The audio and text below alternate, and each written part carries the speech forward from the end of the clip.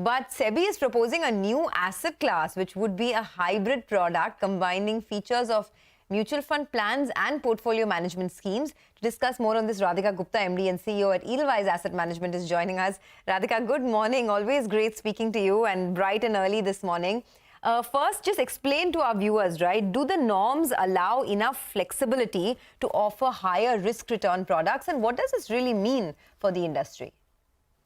I think it's a very good development for the industry. Essentially, you have had mutual funds on one side, which are very constrained in what they can do.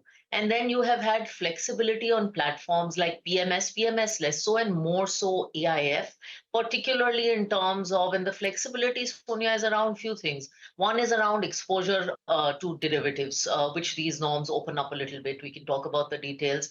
Second is around flexibility with respect to redemption, subscriptions, etc. So you can't run a closed-ended credit fund, for instance, on a mutual fund platform today.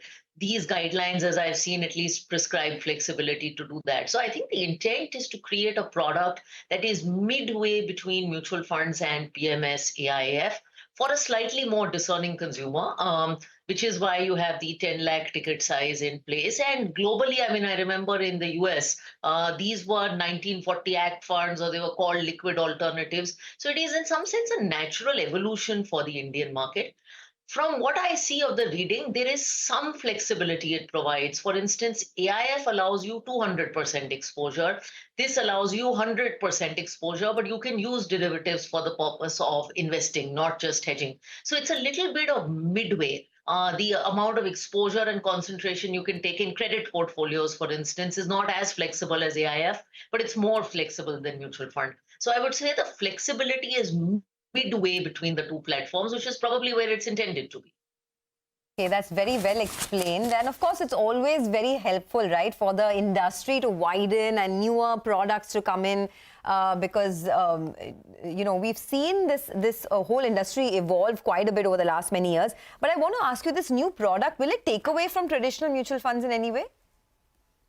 I would not think so, because, you know, if you look at the traditional mutual fund platform, I think today out of the 60 lakh crore industry, 35 lakh crores is dedicated to vanilla equity or hybrid solutions. And a large part of that is the retail investor.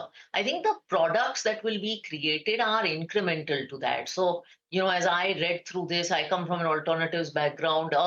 130-30 or a long short equity fund or a credit fund, these are still satellite products for the consumer's portfolio. I think the core proposition of mutual fund in terms of strong equity offerings, index funds, etc., I don't think that goes away. I think this is an incremental addition. It's opening up the market. In fact, what it might take away, Sonia, from is a traditional AIF offering, because the taxation treatment, I suspect, for something on this platform will be far better than doing something on the category 3 AIF platform. So if anything has to be challenged, I suspect it will be that side of the equation, and the ticket size is much lower. And you're saying that the 10 lakh investment threshold so far, what they've announced is fair. You're not, you know, there's no complaints on that front. And also on the eligibility criteria, anything else that you want to add? Well, I think it's fairly flexible. You know, you have enough flexibility for a new entrant to enter, provided you get a fund manager with whatever that 3,000 crores of AUM is. I would say it is difficult to find alternative managers who manage that size of money, at least in the equity kind of space in India on alternatives, but you have that flexibility. And if you're an existing mutual fund player, I think 3 years / 10,000 crores is a very comfortable threshold. So I don't think there's a challenge whether it's new entrant or old entrant. I mean, SEBI's left the playfield quite open for multiple players to enter. In fact, I suspect you'll see more players queuing up for mutual fund licenses. Radhika, morning. I can't. Budget is 3 days away, 3 sessions away, actually. Good to see you. What's the on and every year without fail, like clockwork, this taxation talk? Anything you're hearing?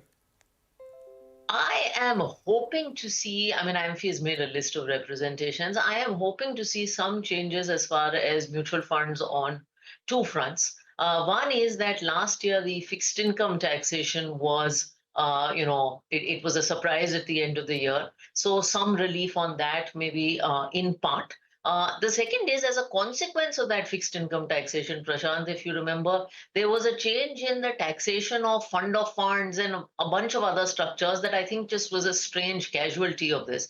So I'm hoping some corrections in taxation will be there. I know you guys have been buzzing about the whole equity capital gains thing, but I think we're all hoping that given everything that's happened over the last 2 months, we don't see too much of a change in equity capital gains tax. That would be a little disruptive, I think, at this point in the market.